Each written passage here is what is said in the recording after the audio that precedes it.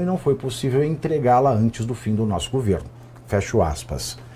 Michele poderia, é claro, ter se poupado de mais esse desgaste se na postagem da última sexta-feira tivesse já apresentado estes esclarecimentos. Sem querer, querendo ou não, o fato é que Michele deliberadamente omitiu esse detalhe técnico da suspensão judicial para efetivação do programa em um momento crítico da pré-campanha presidencial deste ano.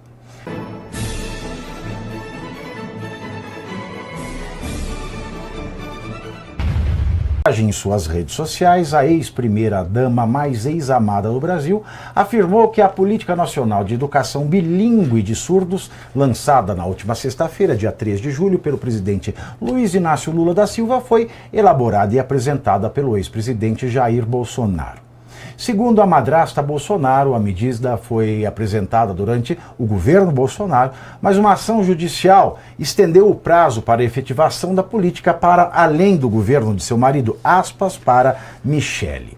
A Política Nacional de Educação Bilíngue de Surdos, lançada hoje, foi elaborada e apresentada em nosso governo, fruto do nosso carinho e cuidado para com a comunidade surda. Infelizmente, uma ação judicial atrasou a tramitação e não foi possível entregá-la antes do fim do nosso governo. Fecho aspas. Michele poderia, é claro, ter se poupado de mais esse desgaste se na postagem da última sexta-feira tivesse já apresentado estes esclarecimentos. Sem querer, querendo ou não, o fato é que Michele deliberadamente omitiu esse detalhe técnico da suspensão judicial para efetivação do programa em um momento crítico da pré-campanha presidencial deste ano. Quais seriam as razões? Somente ela pode responder. Neste momento em que comentaristas políticos já falam em futura atribuição de culpa a Michele em caso de eventual derrota de Flávio Bolsonaro nas urnas, Tarcísio de Freitas, por sua vez, faz um movimento estranho e suspeito aos apoiadores de Bolsonaro. O PSD dá como certa a presença do governador de São Paulo em sua convenção no próximo dia 26, que oficializará a chapa Ronaldo Caiado Gilberto Kassab como candidatos a presidente e vice-presidente da República. A presença de Tarcísio pode ser explicada em razão do artigo do partido de Kassab possuir 206 prefeitos no estado, o maior número de prefeituras na unidade mais populosa da federação. A legenda que apoia Tarcísio para o governo garante que, para não haver constrangimentos no evento, Caiado e Tarcísio não se cruzarão no palco. Na corrida para a presidência, há sinais claros de que pelo menos parte ponderável da direita já abriu mão da candidatura de Flávio e se prepara para disputar, futuramente, o controle do segmento político com os bolsonaristas. É uma pena que tanta intriga vem à tona neste exato momento em que a identificação dos brasileiros com a direita voltou a ficar à frente da identificação com a esquerda na matriz ideológica. Nova rodada de pesquisas do Datafolha aponta que 44% dos brasileiros com 16 anos ou mais foram classificados como direita ou centro-direita, ante 39% que está à esquerda ou centro-esquerda. Outros 17% ficaram no centro. Em 2022, último ano de Bolsonaro no Planalto, a esquerda vencia com 49%, uma direita de 34%. Quer dizer, ao longo dos 4 anos de Lula, a direita cresceu 10% e a esquerda encolheu 10%. Essa é a primeira vez, desde 2014, que a direita aparece à frente na série histórica dessa pesquisa. A classificação não resulta de uma pergunta direta sobre como o entrevistado se define. Para chegar a esse resultado, o Instituto consulta os entrevistados sobre uma série de questões envolvendo valores sociais, políticos, culturais, econômicos e, a partir daí, posiciona os entrevistados em escalas de comportamento e pensamento econômico. Por exemplo, a parcela que associa a preguiça das pessoas que não querem trabalhar saltou de 22% para 40%. Já 70% dos brasileiros defendem que adolescentes que cometem crimes sejam já punidos como adultos. A diferença é mais acentuada entre evangélicos. 52% ficam à direita, 30% à esquerda e 18% no centro, do que entre católicos. Nesse último segmento, direita e esquerda estão em empate técnico, mais numericamente com a direita à frente, 43% e 39% à esquerda entre os católicos, respectivamente, dada a margem de erro de 3 pontos para mais ou para menos, e 18% também aparece no centro. No eixo de comportamento, a direita chega a ser 61% entre os evangélicos e 52% entre católicos.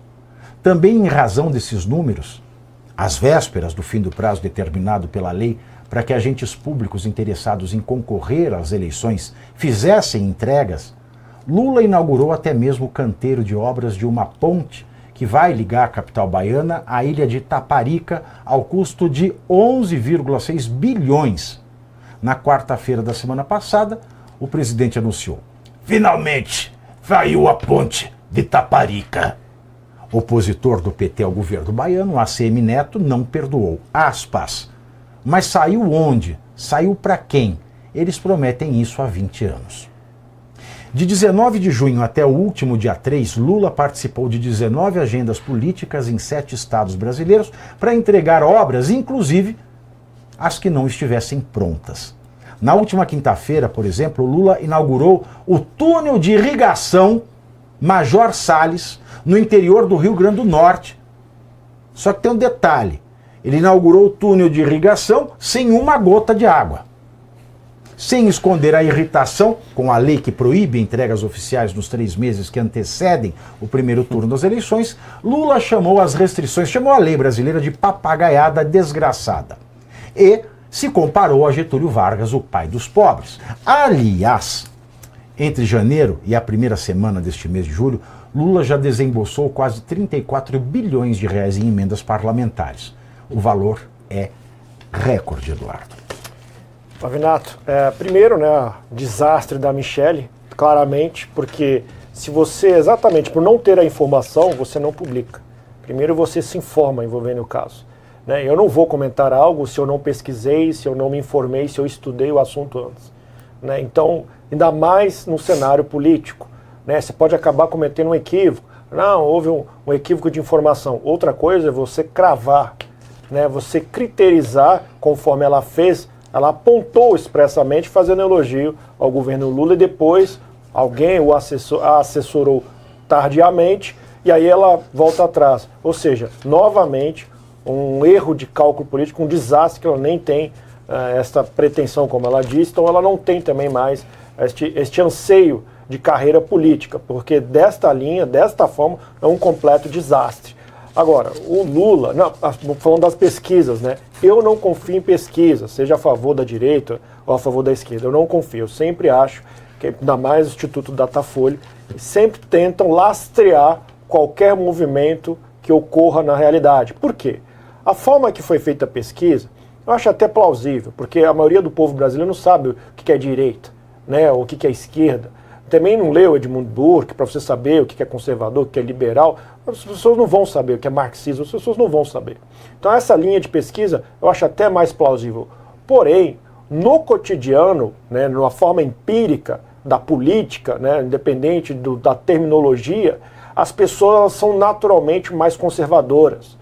O povo brasileiro, nesse país estava num completo caos. A maioria do povo brasileiro é honesto, a maioria do povo brasileiro está atento com a segurança pública e a maioria do povo brasileiro está atento à economia.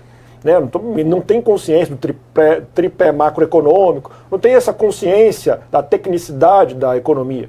Mas eles sentem, e por isso, tendo em vista a condução do PT, e foi assim que Jair Bolsonaro foi eleito em 2018 também, este anseio. Caso contrário, não teria Jair Bolsonaro no meio do caminho. Foram 8 anos de PSDB, o restante, aproximadamente 12 anos de PT, que teve a Dilma impeachmentada em 2016, aí depois veio um trecho ali, um tampão, um mandato tampão do Michel Temer, e depois veio Jair Bolsonaro. A primeira vez, se fosse falar em terceira via, da teatro das tesouras PSDB e PT, terceira via de verdade é Jair Bolsonaro. O Jair Bolsonaro, na história da República recente, vamos colocar após a Constituição de 88, foi o único de direita que administrou o Brasil. Fora isso, foi um social-democrata ou um marxista, né? Você pode colocar um marxista moderador sob a ótica da esquerda radical, mas foi um marxista que administrou o Brasil.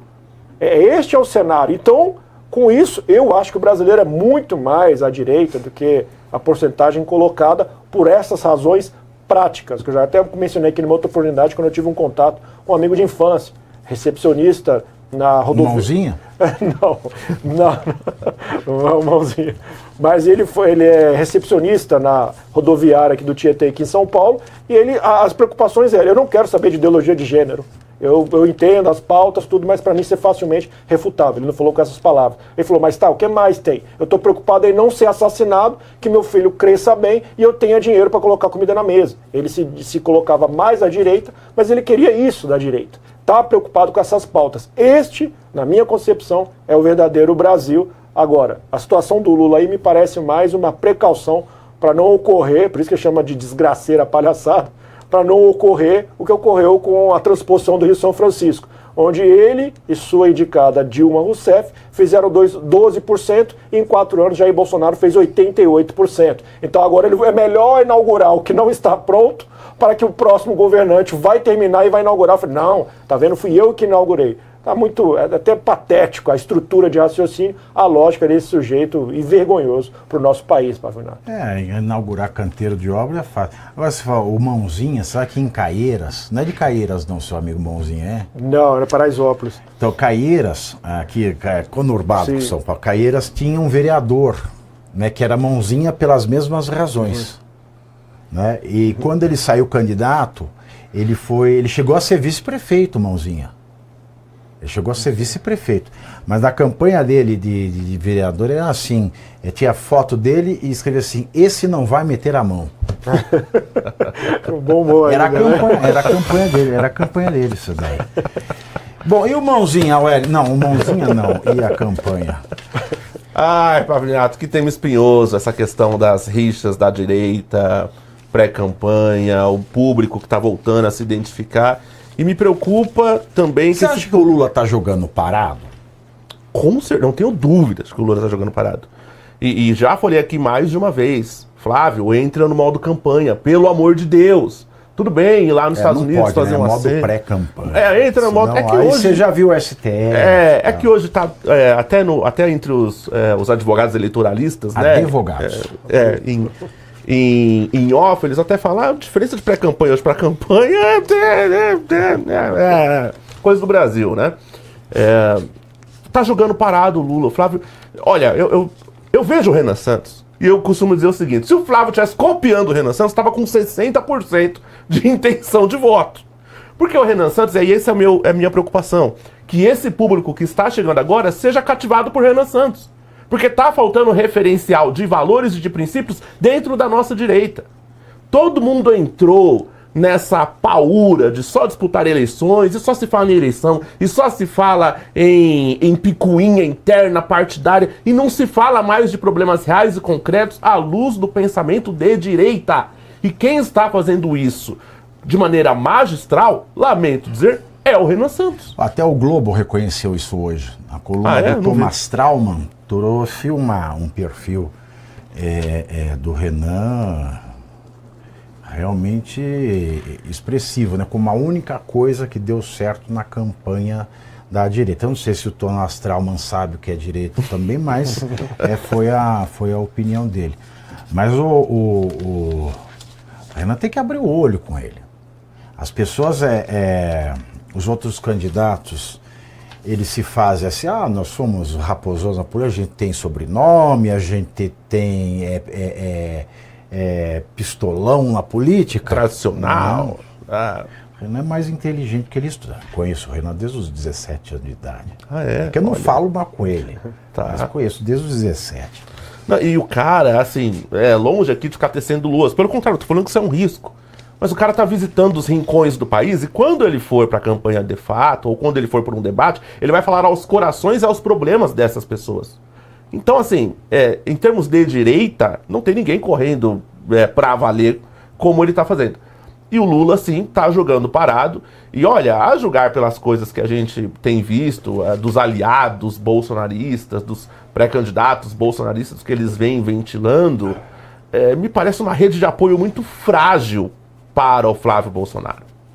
De modo que os mais pessimistas, eu me incluo entre eles, já estão dizendo, com esse grupo aí, meu irmão, é Lula mais 4 anos, e o que a gente vai ter que lutar é por uma composição de um Congresso que faça uma oposição pra valer, uma oposição combativa. Agora, com a qualidade dos que estão se colocando, da forma que estão se colocando, duvida-se até da capacidade de ser combativo dessas pessoas, se eventualmente lograrem aí suas vagas no Congresso Nacional.